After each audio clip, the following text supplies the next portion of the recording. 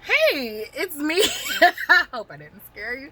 But no, hey, it's me, unapologetically T. I had did this by accident on that other video, so I tried to recreate it and see I couldn't recreate it. But I'm gonna keep it in here anyway. But it's me, unapologetically T.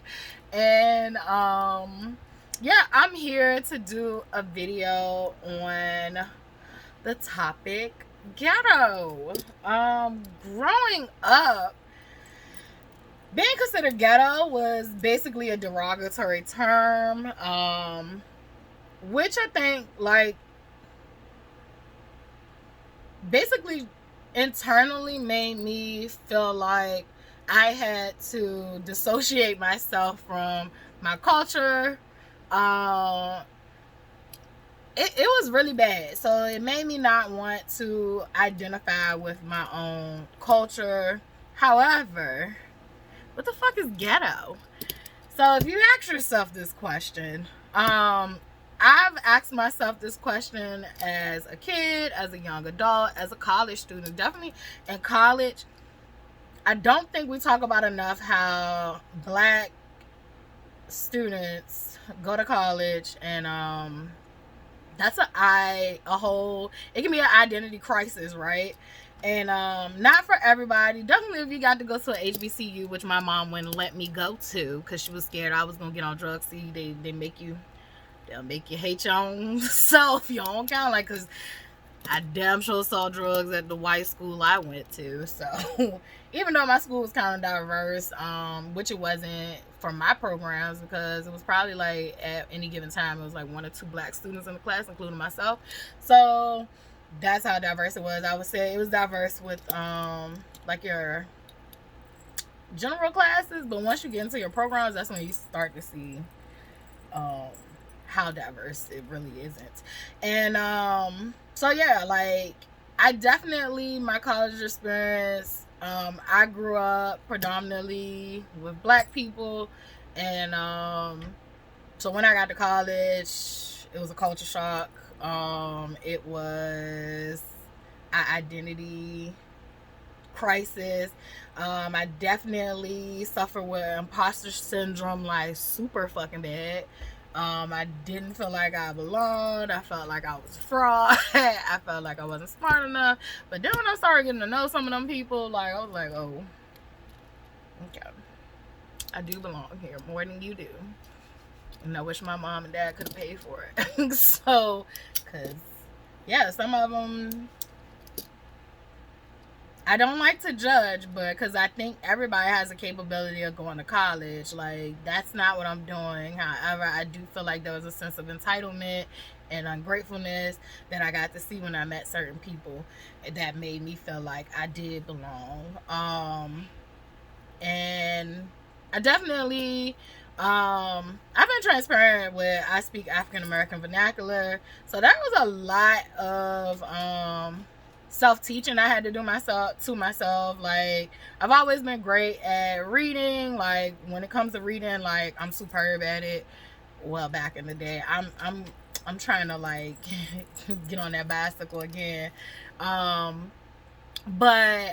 I was, back in the day, like, superb at it. However, when it came to writing, I was great at creative writing. Like, that was my jam. However, when you start to add grammar rules and you start to add, like, different shit, like, that's when I was like, no. What are you talking about, ma'am? Yeah, so I would literally buy books for like English grammar for dummies, and so I had to do, like, extra work just to be up to par. And because my public school education wasn't cutting it, so I definitely put in extra work. I went to tutoring, I went to the writing labs, I did all that stuff. So it was definitely a culture shock for me, far as culture, far as, I guess, when you think about being formal and professional, like, yeah. However, I guess I would say, like, I'm kind of like a chameleon when it comes to life. Like, I will learn how to adapt. I will learn how to fit into my surroundings. So I did that. Now that I'm even more grown, you know, I reflect on a lot of things, and I am starting to embrace who I am, and I realize, like, baby, I'm ghetto. Like, I am ghetto in here. Like, a big, huge part of me is ghetto. And when I say that, I cringe, because what the fuck is ghetto? Like, what is that? And when I go and research this and try to figure this out, I feel the reason, I know why I cringe. I cringe because ghetto didn't even start out as a term for us. And when I say us, I mean African Americans. So I guess we can start there and go into the roots of what actually the fuck does ghetto mean. And why are they using this term to make us feel bad about our beautiful culture that everyone seems to want to have?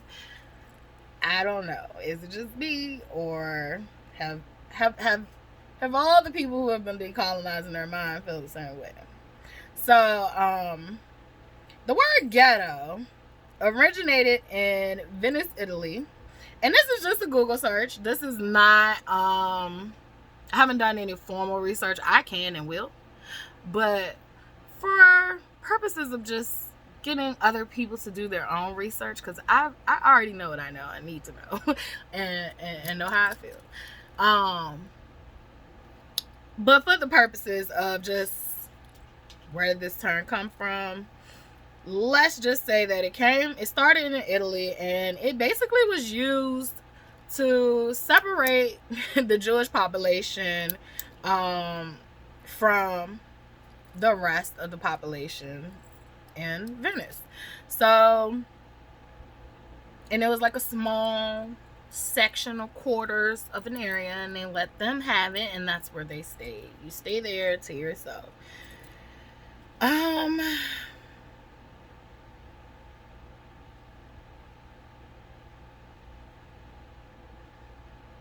So that's that. I think that's all I want to share from that. So the term ghetto actually originated for living quarters for the Jews, segregated living quarters for the Jews. We're all going to find out that we're not that much different, because we're all fucking human beings and we all have been oppressed. So let's stop oppressing each other. But anywho, back to the topic at hand.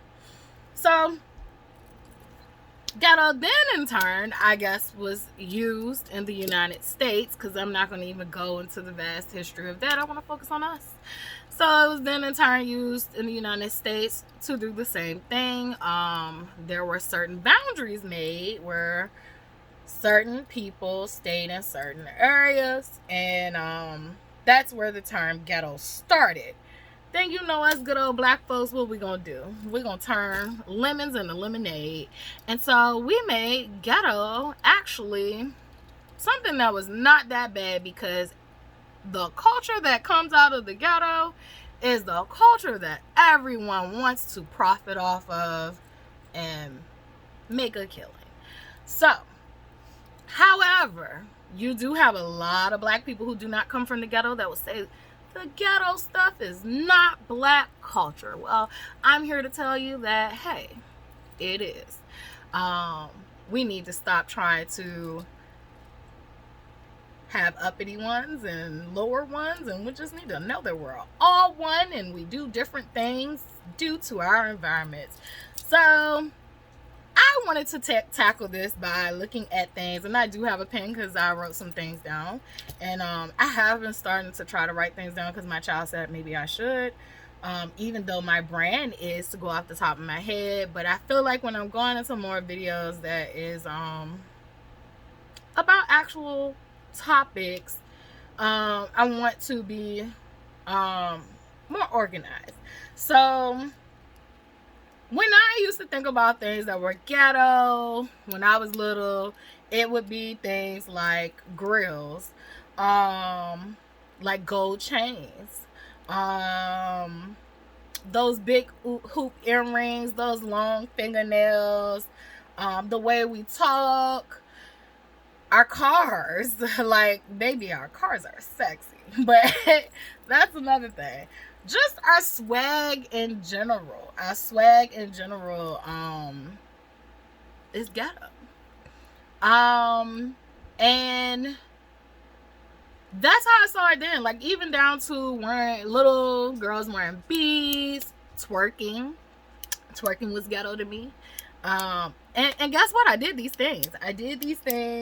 And but they were ghetto to me. Like, even down to double dutching, hand games, yeah, it was like hand games we had. I'm blanking out on them, but slide and like, that's what we did when we went outside and played. We did that. Spades, card games, period. Like, do not play cards with black people if you don't know what you're doing. Just don't play. And this is, I do this. Like, I'll be like, oh, are we playing for money or are we playing for like fun? Because if we playing for money, I don't want to play. I don't want to play. If there's any betting in this, I don't want to play because I don't like playing cards with black people that bet. Like, y'all be too serious for me. I'm not serious at all. So, not when it comes to that. So, I know plenty of times, like, Dante, he wanted me to be his partner. Like, this nigga taught me how to count cards, and I still don't like to play. Like, and I know how to whoop your ass, but I just still don't like to play because y'all get too serious, and I ain't got time for it. I don't want to fight. So, those things are ghetto to me, and that's me. I don't know. What do you view as ghetto? Like, I would love to know in the comments. Like, what do you deem ghetto? But those things were ghetto. And the older I got, I started, guess what? Even my name, like my real biological name, like, I grew up, I was told that shit was ghetto by some of the kids I grew up with. Like, oh, that's a ghetto ass name. Like, not, my mom had already told me, like, my name wasn't ghetto. Like, it was Arabic and it meant this and that. But I still thought it was ghetto. I even named my child a white name. Because I felt like I didn't want her to have a ghetto name. And I will say this shit, like, I have no problems with saying it. And I did end up naming her a name that I thought was white, but it's still within my family. So, but before she was going to be my mom's name, she was going to be Madison. So, like, I was definitely trying to be strategic on her not coming off as ghetto. So, yes, and I'll be the first one to admit it. Like I said, I went through an identity crisis. And I think a lot of us do, and we don't talk about how psychologically growing up in America is psychologically fucked up, and it'll make you lose who you are at your core. And it'll start having you hating yourself. And to get into that, there are so many things that I had to unlearn. Like, yes, we deem certain things as ghetto, but guess what? Guess what, ghetto friends? I'm here to tell you that my ghetto friends are so tapped in and in tune with your ancestors. Like, you're not ghetto, whatever the fuck that means, even though we have used that just like we have taken the term hard R and made it a soft A. So when I say that, I mean, like, we use nigga and we use it as a term of endearment sometimes. We use it as a, you know, what's up? Or, you know, what? Like, I don't know. Like, we use it in different ways. So, same way we have taken ghetto and made it our own. But I named a few things, and I would say, like, grills. I always thought that shit was ghetto, and I would never wear my grills in an environment outside of, like, a club or a concert or, you know, just being with my black friends or whatever. Like, but I would never wear it in a setting where I was with white people. Now when I get my grills, I want to wear it. I want to have multiple pairs where I wear it. Not multiple, because I don't want to waste money, but I do want to have some pairs where I can wear them, you know, and I can wear them around everybody. It doesn't matter who it is. This is me, and I like this shit. So with grills, guess what? That's not ghetto. Guess what? If you go search on your phone, the reason that your ancestors used to wear gold in their mouth, it was a sign of freedom.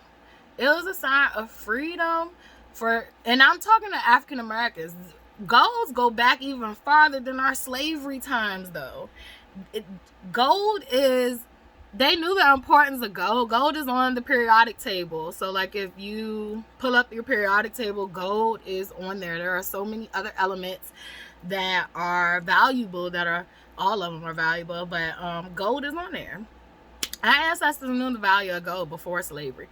But you can take the nigga out of Africa, but you can't take the Africa out of the nigga. So I will say this, grills for African Americans and Native Americans represented freedom. So if you were able to afford to have gold in your mouth, this symbolized to other people that you were free. Not everybody did it. However, that's where it originated at. And it's actually way better than putting wood in your fucking mouth. Think about it. So that's where I'm going to leave that at. But that was something I didn't know. But there are, like I said, if you want to do some research, your ancestors knew the value of gold before we got to grills and gold chains. We love gold because gold is actually, you know, something of importance. And I encourage you to do your own research.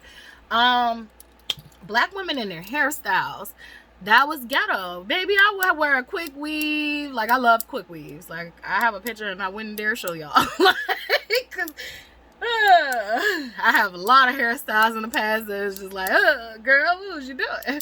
And then I don't want those. But it's not because they were ghetto. It's just like they were not flattering for my face. But yeah, like our hairstyles, baby, even if it is ghetto, that is some creative art coming to life. Do you know the things we can do with hair?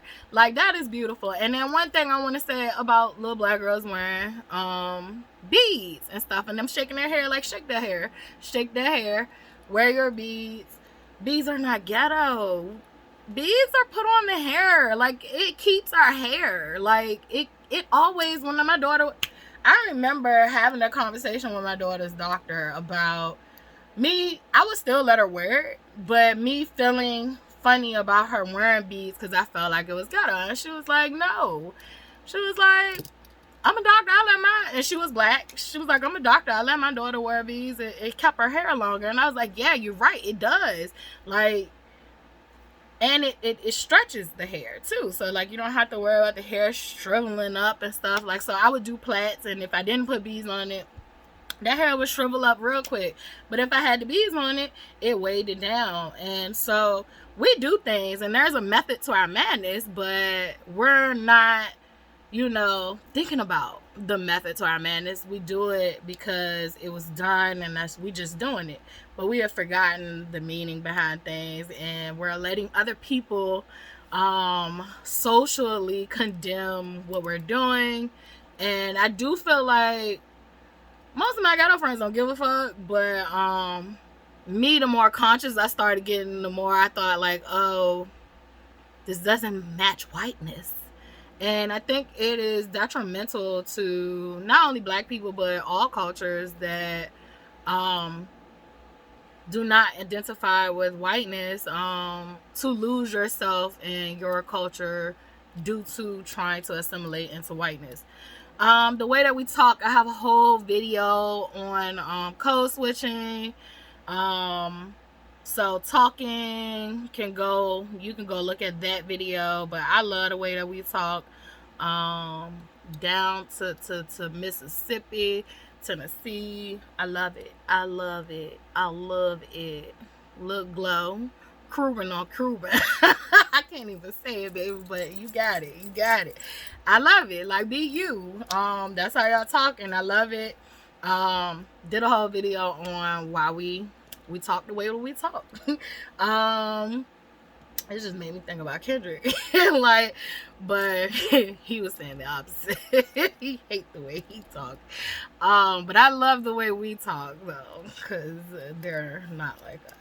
But and I say these things because we have come to a point where we're ashamed of our cultures and our identities, and we need not to be. There are some things that need not to be a part of our culture, and it is, and I understand that too. I'm not gonna sit here and make a video on, oh, black people need to do this better and do that better. I think we see that enough on the news.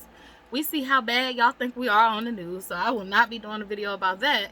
However, I know why we do the things we do, and so do you, because you set up the trap for us to do it. So that's where I'm at with it. But moving along, the cars, which I felt like, you know, this is one of the things where, like, I felt like growing up, cars were always sexy to me. I don't know why, but I use that term. It was always sexy to me. I don't know, something about a car. A nice one that, like, the paint job is nice, the rims is nice. Like, when I was growing up, my first car, I had a Jeep on 20s.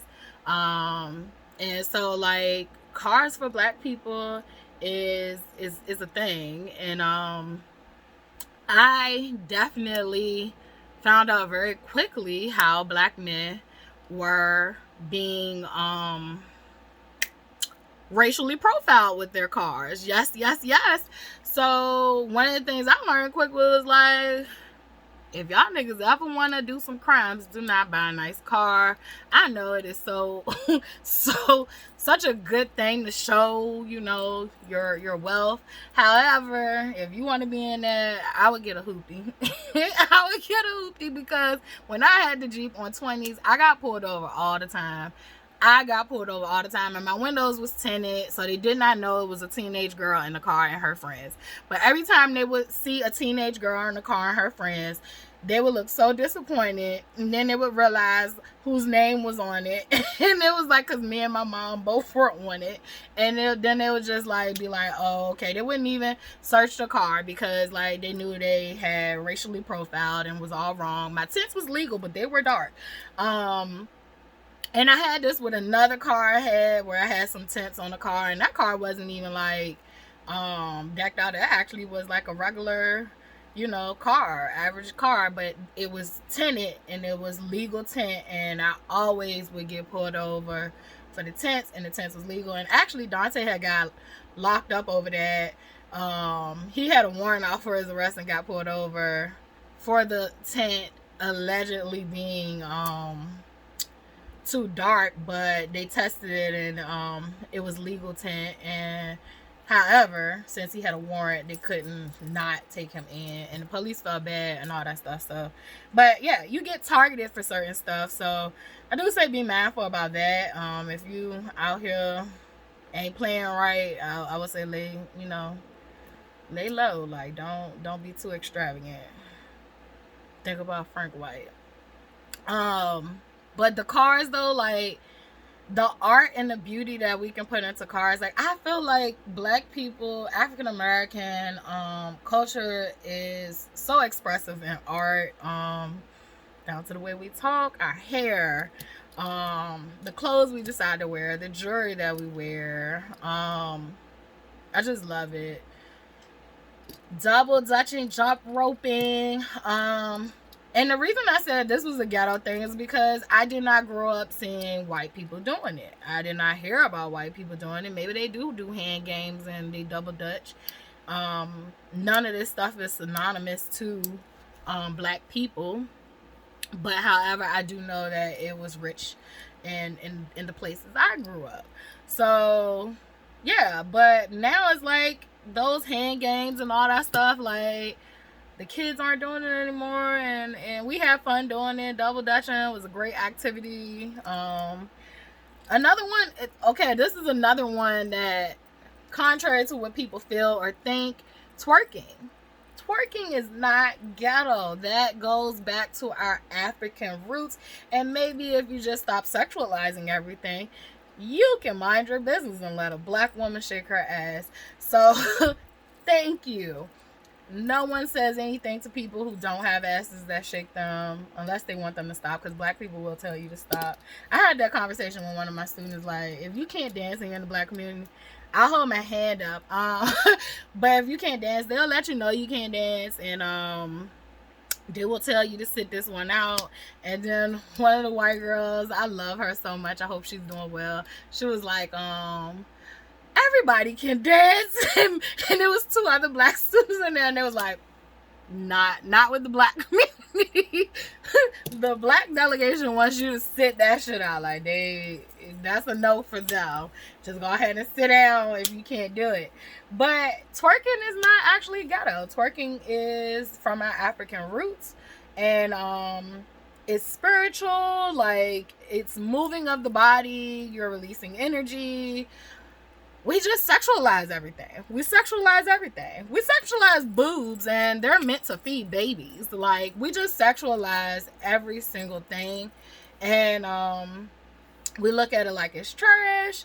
And we talk about, certain women doing things. So you can see Sexy Red do something, and she will be dragged in the fucking mud. But then, what's the girl name? Is her name Tyler? The one who make it wet and make it water, whatever. I don't know. Fuck, I'm not down no more. I'm old. My daughter looking at me like, shut up. I hope your friends find this video. Oh man, she just played the shit out of me. But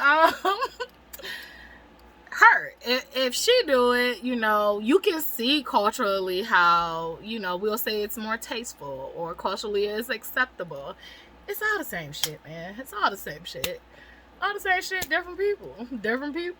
But there are some things that I feel like Sexy Red does promote that I don't agree with, and however, twerking doesn't bother me. That part doesn't fucking bother me. It doesn't. It really doesn't. Maybe we should have a society of men who know how to have self-control. Have we thought about that?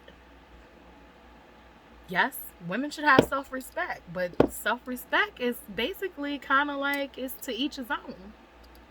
It's to each his own. And I'm a modest person. Like, I really don't feel comfortable walking around showing my body, but that is my fucking preference.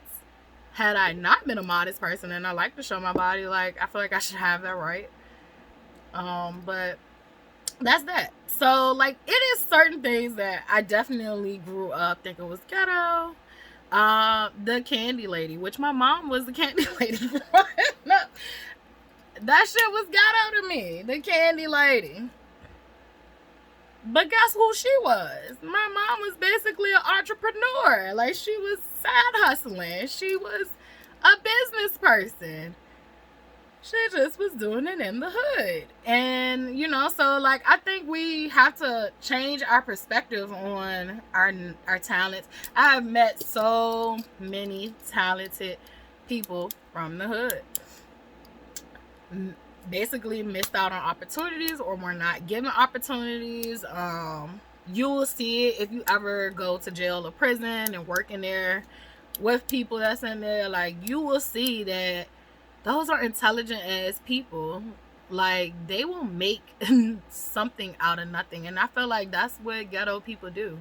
We take the scraps and we basically hold on to our culture and still make it popular. Like, everybody still likes our culture, even though we're taking nothing and making something out of it. So I feel like if you have been called ghetto, stereotyped in any kind of negative light, far as stuff like that, yeah, you're not ghetto. You're intelligent. You're resilient. You have been holding on to your culture and you don't even realize it. We literally have done this over and over again, where we have taken nothing and held on to our essence, and we are who we are. And I think it's beautiful. I think it's something that you shouldn't hate. You should be proud of it. Whatever your cultural norms are, no matter whether you're in the ghetto, whether you're middle class, upper class, be yourself. Do not let society basically trick you into disliking yourself. There's also other things too when we think about